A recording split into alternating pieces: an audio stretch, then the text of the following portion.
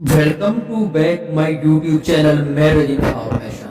آج کی کہانی، میرا نام ہانیہ ہے، میں گھر میں سب سے بڑی تھی۔ میرے گھر میں زیادہ افراد نہیں تھے، ابو اور میرا ایک بھائی تھا۔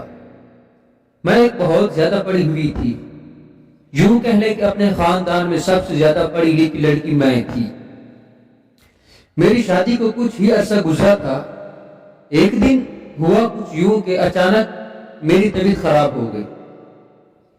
میرا شوہر جو ملک سے باہر تھا، شادی کے فوراً بعد ہی وہ ملک سے باہر شفٹ ہو گیا تھا۔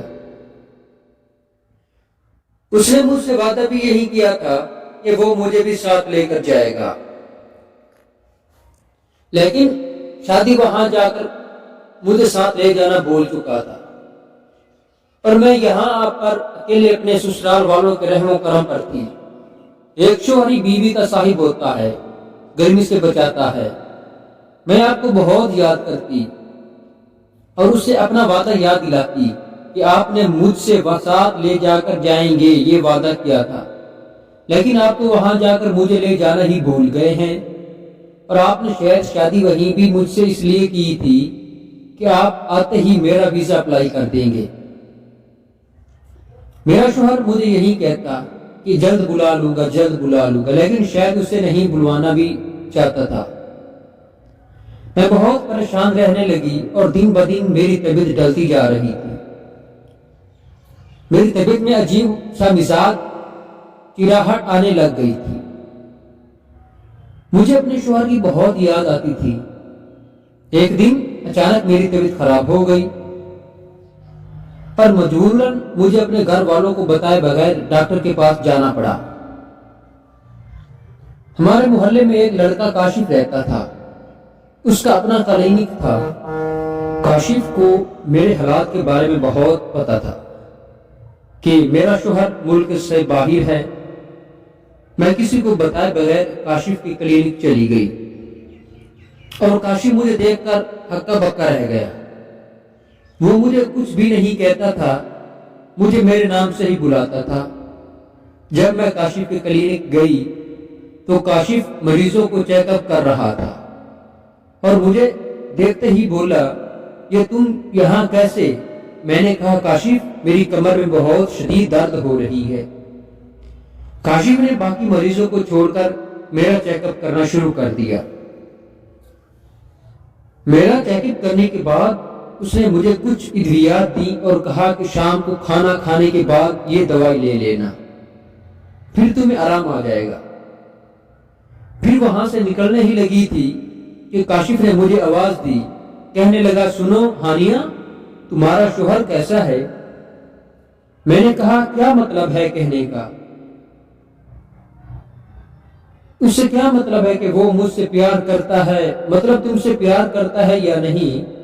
تو وہ کہنے لگا، شاید شادی سے پہلے تو اس نے کہا تھا کہ میں تمہیں بلا لوں گا، لیکن ابھی تک اس نے تمہیں نہیں بلایا۔ وہ کہنے لگا کہ میں تمہارا خیر خواہ ہوں اور ہمیشہ رہوں گا۔ میں نے اسے کہا کہ تمہیں اس بات سے کوئی سروکار نہیں ہونا چاہیے۔ میرا شوہر مجھے باہر بلواتا ہے یا نہیں، تمہارا کام ہے مریضوں کو دیکھنا، نہ کہ ان کے گھر میں دلچسپی لینا۔ یہ کہہ کر میں وہاں سے چل دی۔ دن گزرتے گئے، لیکن میرے شوہر نے مجھے نہیں بلایا۔ میری ہر روز اپنے شوہر سے اس بات پر بحث ہو جاتی تھی۔ میری کمر کا درد بھی ٹھیک نہیں ہوا تھا۔ ایک بار بھی مجھے کاشف کے کلینک جانا پڑ گیا، اور شاید کاشف اس موقع کی تلاش میں تھا، اور وہ مجھے دیکھ کر بہت خوش ہوا۔